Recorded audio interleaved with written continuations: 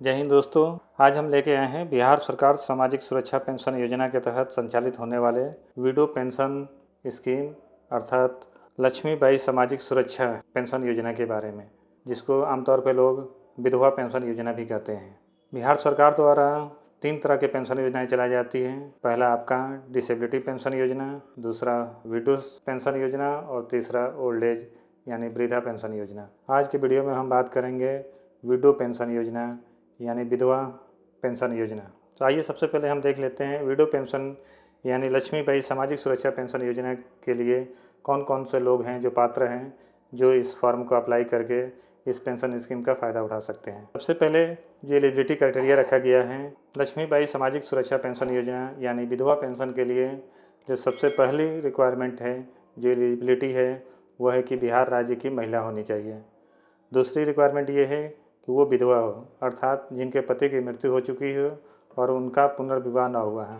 ऐसा नहीं हो सकता किसी पति की मृत्यु तो हो गई हो लेकिन उनका दोबारा पुनर्विवाह हो गया हो, तो वैसी महिला इस स्कीम की, इस पेंशन योजना की हकदार नहीं होगी, वो पात्र नहीं होंगी।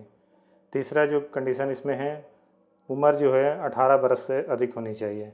चौथा जो है, पारिवारिक आय 60,000 रुपये से अधिक नहीं होनी चाहिए। यहाँ पे ध्यान रखने वाली बात है, वैसे महिलाएं जिनकी पारिवारिक आय 60,000 रुपये से अधिक है वो इस स्कीम के, इस योजना का लाभ नहीं ले सकती हैं। अब आइए अब बात करते हैं कि इस पेंशन योजना का लाभ लेने के लिए हमें किन किन डॉक्यूमेंट्सों की ज़रूरत पड़ेगी ताकि हम अपना फॉर्म अप्लाई कर सकें और इस पेंशन योजना का लाभ ले सकें। तो वही बात करते हैं डॉक्यूमेंट्स कौन से लगेंगे। सबसे पहले तो आपका आधार कार्ड होना चाहिए। दूसरा चीज़ वोटर कार्ड होना चाहिए। इसमें इससे पहले भी बताया एलिजिबिलिटी 18 वर्ष कम से कम मिनिमम एज होना चाहिए। तीसरा चीज़ बैंक पासबुक होना चाहिए। ध्यान रखना है बैंक पासबुक जो होगा वो सिंगल खाता होना चाहिए। ज्वाइंट अकाउंट इसमें नहीं चलेगा, आपका ज्वाइंट अकाउंट नहीं दे सकते हैं आप। सिंगल खाता आपके नाम से सिर्फ होना चाहिए, वही खाता बैंक पासबुक आप इस स्कीम में लगाएंगे। चौथा, पति का मृत्यु प्रमाण पत्र होना चाहिए। ये मैंडेटरी है, बिल्कुल कंपल्सरी है, इसके बिना आपका फॉर्म अप्लाई नहीं हो पाएगा। 5 नंबर है आय प्रमाण पत्र। जैसा कि हमने ऊपर बताया कि जिनकी महिलाओं की इनकम 60,000 रुपये से अधिक है वो इस फार्म को नहीं अप्लाई कर पाएंगे। इसको साबित करने के लिए आपको एक ब्लॉक से आय प्रमाण पत्र, इनकम सर्टिफिकेट जिसको बोलते हैं, वो बनवाना पड़ेगा। और ध्यान रखना है कि उसमें जो इनकम आपकी दिखाई जाएगी वो 60,000 रुपये से अधिक नहीं होनी चाहिए। 60,000 से कम हो जाए, 59 हो जाए, 50 हो जाए, लेकिन 60,000 से ज़्यादा नहीं होनी चाहिए। अगर आपकी इनकम 60,000 से ज़्यादा आय प्रमाण पत्र में होगी तो फिर आप इस स्कीम का बेनिफिट नहीं ले पाएंगे, आप इसके एलिजिबल नहीं कहलाएंगे। या तो अगर आपके पास BPL कार्ड है, जिसको हम लोग लाल कार्ड बोलते हैं, नॉर्मली गरीबी रेखा से नीचे वाले लोगों के लिए लाल कार्ड इशू होता है, राशन कार्ड, अगर वो कार्ड आपके पास है तो आपको ये आय प्रमाण पत्र बनाने की ज़रूरत नहीं है, आप अपने BPL कार्ड की कॉपी लगा सकते हैं। 6 नंबर है पासपोर्ट साइज़ के 2 रंगीन फ़ोटो चाहिए जो फॉर्म पर पेस्ट करने हैं, आपको चिपकाने हैं। 7वें नंबर हस्ताक्षर, अगर आप पढ़े लिखे हैं, साइन कर सकते हैं तो हस्ताक्षर कीजिए। अगर हस्ताक्षर करने में सक्षम नहीं है तो आप अंगूठे का निशान लगा के अपना फॉर्म फिल कर सकते हैं। और 8 नंबर आपके पास एक वैलिड मोबाइल नंबर और ईमेल आईडी होना चाहिए। तो ये तो अभी हमने देखा, ये सारे दस्तावेज हमें चाहिए जो आपको फॉर्म भरते समय ज़रूरत पड़ने वाली है। अब आइए आपको बताते हैं कि फॉर्म कैसे फिल करना है। ये फॉर्म सबसे पहले बता दें, ये फॉर्म आपको ऑफलाइन जमा करना होता है। फॉर्म की हार्ड कॉपी लेना है। चलिए अब आ गए हम आपके फॉर्म पे। फॉर्म, ये हमारा फॉर्म है, इसको सही सही फिल करके जमा करना है।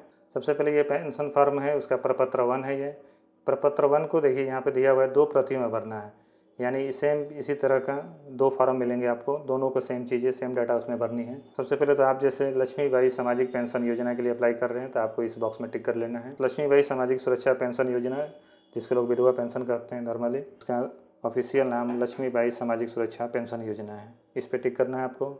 उसके बाद आपको सबसे पहले कॉलम में आवेदक का नाम दिया हुआ है, जो आपको यहाँ पे अपना नाम फिल करना है। आवेदक के पति का नाम, यहाँ पे पति के आगे टिक करके यहाँ पे पति का आप अपना नाम लिखेंगे, यहाँ पे अपना पति का नाम लिखना है। जेंडर बताना है, जाहिर सी बात है महिला के लिए ही होगा ये, क्योंकि ये फॉर्म सबके लिए एक ही आता है, चाहे वो मुख्यमंत्री वृद्धजन पेंशन योजना हो या लक्ष्मीबाई सामाजिक सुरक्षा पेंशन योजना हो या बिहार निःशक्तता पेंशन योजना है, इसलिए ये फॉर्म एक ही तरह का डिज़ाइन किया गया है। आपको अपने हिसाब से जो फॉर्म के लिए, जिस पेंशन के लिए अप्लाई कर रहे हैं उसके रिकॉर्डिंग आपको अपना फॉर्म फिल करना होता है। महिला सेलेक्ट करना है और यहाँ पे महिलाएं लिखना भी है, फिल करना है। 4 नंबर में आपको अपना पूरा पता लिखना है, जैसे अपने गांव का नाम, पंचायत, वार्ड, नगर निगम, नगर परिषद, पंचायत। अगर शहरी क्षेत्र में आते हो तो नगर निगम हो सकता है या नगर परिषद हो सकता है, और गांव में आते हैं तो नगर पंचायत हो सकता है। अपने नगर पंचायत या नगर परिषद जो भी हो अपना फिल करना है, थाना फिल करना है, यहाँ पे ब्लॉक का नाम फिल करना है, अनुमंडल आपका जो भी होगा उसका नाम फिल करना है, ज़िला फिल करना है, पोस्ट ऑफिस आपका डाकघर जो है वो फिल करना है, और यहाँ पिन कोड डालना है। और एक चीज़ यहाँ पे आपको अपना फ़ोटो लगाना है, ध्यान रखें, यहाँ पे एक अपना फ़ोटो लगाना है आपको, और फ़ोटो पे क्रॉस साइन भी करना है, ये भी ध्यान रखेंगे। फ़ोटो के साथ साथ आप यहाँ पे फ़ोटो चिपकाने के बाद क्रॉस साइन करेंगे। अगर अंगूठा लगाते हो तो अंगूठा लगाएंगे, और अगर साइन करते हो सिग्नेचर तो आप अपना साइन यहाँ करेंगे, फ़ोटो लगाने के बाद, पेस्ट करने के बाद क्रॉस साइन, ताकि आधा फॉर्म पे रहे और कुछ उसका हिस्सा फ़ोटो पे भी रहे। नीचे आते हैं 5 नंबर में, देखते हैं यहाँ पे आपको अपने कैटेगरी का सेलेक्ट करना है, अपने कैटेगरी का सिलेक्शन करना है। आप किस कैटेगरी से आती है, अनुसूचित जाति है, अनुसूचित जनजाति है, पिछड़ी जाति है, अति पिछड़ी जाति है, अल्पसंख्यक है, सामान्य, जो भी है यहाँ टिक करेंगे। और यहाँ पे आप लिख भी सकते हैं, अगर सामान्य है तो जनरल लिखिए, मुस्लिम है या माइनॉरिटी कम्युनिटी से आते हैं तो अल्पसंख्यक लिख सकते हैं, अति पिछड़ी ईबीसी हैं तो अति पिछड़ी लगाइए, अगर बीसी हैं तो पिछड़ा वर्ग लगाइए। यहाँ पे आपको अपना आधार संख्या लिखना है, यहाँ पे आपको अपना वोटर कार्ड जो होता है, निर्वाचक पहचान पत्र, उसका नंबर लेना है। अगर आपके पास राशन कार्ड, जैसे हमने बताया बीपीएल का आपने अगर कार्ड है आपके पास तो उस राशन कार्ड का नंबर देना है यहाँ पे। अगर बीपीएल नहीं है, आपने इनकम सर्टिफिकेट बनवा रखा है 60,000 का, तो ये कॉलम भरना जरूरी नहीं है, आप इसको खाली छोड़ सकते हैं। 8 नंबर में मोबाइल नंबर आपको यहाँ पे देना है अपना, जो भी मोबाइल आपका चालू हो, जो मोबाइल नंबर आपके बैंक खाता से लिंक हो उसी मोबाइल नंबर को प्रेफर करेंगे यहाँ पे लिखना। यहाँ पे आपको अपना ईमेल आईडी देना है। और यहाँ पे 9 नंबर में अपना कोई पहचान चिन्ह, जैसे आपका बॉडी में तिल वगैरह हो, कोई कटा का निशान हो, कोई जला का निशान हो, उसको आप यहाँ पे पहचान चिन्ह के तौर पे लिख सकते हैं। अब आते हैं 10 नंबर पे, जो सबसे इम्पोर्टेंट है, आपके बैंक के अकाउंट का डिटेल देना है। इस कॉलम को आपको सही से बिल्कुल इत्मीनान से बिना कटिंग क्रॉस किए हुए आपको भरना है। सबसे पहले IFSC कोड आपका जिस बैंक में आपका खाता है उसका IFSC कोड डालना है, उस ब्रांच का शाखा का कोड डालना है, यहाँ पे शाखा का नाम डालना है, जहाँ कहीं भी आपका बैंक का ब्रांच होगा उसका नाम डालना है, और यहाँ पे आपको अपना बैंक खाता देना है सही सही साफ साफ लिख के। आगे 11 नंबर कॉलम में हम देखते हैं, यहाँ पे आपको अपनी उम्र लिखनी है, एज लिखनी है, जो भी आपकी एज होगी 20, 24, 18 वो लिखनी है। वोटर कार्ड के हिसाब से आपका जो डेट ऑफ बर्थ होगा, ईयर होगा, वो यहाँ लिख देना है, बर्थ ईयर। इनकम आपको यहाँ पे जो भी आपने आय सर्टिफिकेट बनाया है, आय प्रमाण पत्र बनाया है, वो इनकम लिखनी है यहाँ पे। ध्यान रखना है यहाँ पे 60,000 से ज़्यादा नहीं होनी चाहिए, तो आप यहाँ पे अपना इनकम सर्टिफिकेट के हिसाब से भरेंगे। BPL, अगर BPL कार्ड है, आपका इनकम सर्टिफिकेट नहीं बना हुआ है, तो BPL का आपका डिटेल यहाँ पे देंगे। आगे देखते हैं डिक्लेरेशन, यहाँ पे 12 नंबर कॉलम में आपका डिक्लेरेशन देना है। निष्ठापूर्वक घोषणा करती हूँ पे सेलेक्ट करेंगे, मेरा परिवार लोक जाति के अनुरूप है, मैं वृद्ध विधवा, यहाँ विधवा पे आपको टिक करना है। फिर यहाँ पे अपना नाम लिखना है, यहाँ पे अपने ज़िला का नाम लिखना है। स्थान, यहाँ पे अपने स्थान का नाम देना है, जहाँ कहीं भी आपका ब्लॉक होगा उस जगह का नाम देंगे। जिस तारीख को आप फॉर्म जमा करेंगे उस तारीख को यहाँ डेट भरेंगे, वो तारीख भरेंगे यहाँ पे। यहाँ पे आपको अपना सिग्नेचर करना है, और एक गवाह जो होंगे आपके, कोशिश कीजिए अगर आपके कोई मोहल्ले का जनप्रतिनिधि हो, कोई वार्ड पार्षद हो, मुखिया हो, वार्ड सदस्य हो, उनसे कराएं। अगर वो अवेलेबल नहीं है उस तरह का कोई आदमी, तो आप किसी भी गांव मोहल्ले के कोई जानकार आदमी जो आपको जानता हो, आप उनसे यहाँ पे साइन करवा सकते हैं एज ए पहचानकर्ता के रूप में। ठीक है, इस तरह फार्म भरेंगे आप अपना। अब मेन आते हैं आप सहमति पत्र 2 पे। ये सहमति पत्र वैसे एक तरह से आपका एप्लीकेशन है शाखा प्रबंधक के नाम पे, जिसमें ये कहा गया है कि आपका जो खाता है उसको आधार से UDID नंबर से जोड़ना है और सहमति देना है, ताकि आपका पेंशन उनके बैंक खाते में सुचारू रूप से आता रहे, किसी तरह की कोई बाधा ना उत्पन्न हो। एप्लीकेशन लिखने के लिए जैसा कि यहाँ पे फॉर्मेट बना हुआ है, सिर्फ आपको जो डिटेल भरनी है यहाँ पे भरेंगे, बैंक का नाम भरेंगे, यहाँ पे बैंक का शाखा का नाम भरेंगे, जिस भी शाखा में आपका खाता है, यहाँ पे तिथि भरेंगे। यहाँ विषय में दिया हुआ मेरे नाम से संबंधित बैंक खाता, यहाँ पे अपना खाता संख्या भरेंगे को आधार से UDID से जुड़ने के संबंध में। यहाँ पे फिर शाखा का ब्रांच का नाम भरेंगे, यहाँ पे बैंक खाता संख्या अपना भरेंगे। आगे बढ़ते हैं, यहाँ पे आपको अपना आधार कार्ड का नंबर डालना है, और आधार कार्ड के हिसाब से जो भी आपका नाम होगा, जो आधार कार्ड पे लिखा होगा, वो यहाँ पे डालना है आपको। आगे बढ़ते हैं, यहाँ पे आपको अपना नाम लिखना है, आपको यहाँ पे अपना नाम लिखना है, और यहाँ पे एक सिग्नेचर करना है आपको, सिग्नेचर या अंगूठे का निशान। ध्यान रखेंगे, अगर साइन करते हैं तो ठीक है, नहीं तो अंगूठा अगर लगाएंगे तो लेफ्ट बायां हाथ के अंगूठे का निशान यहाँ पे लगाना है। यहाँ पे फिर से अपना मोबाइल नंबर डालेंगे, ईमेल आईडी डालेंगे, आगे बढ़ेंगे। यहाँ देखेंगे वैसे लिखा हुआ है यहाँ पे बैंक प्रयोग के लिए, लेकिन ये आप डिटेल खुद से भर के देंगे उनको ताकि आसानी रहेगी। कई बार केस में खुद कहते हैं कि आप भर के दीजिए, कोई बात नहीं, जो आप डिटेल है वो अपना डिटेल इसमें भर कर दे सकते हैं।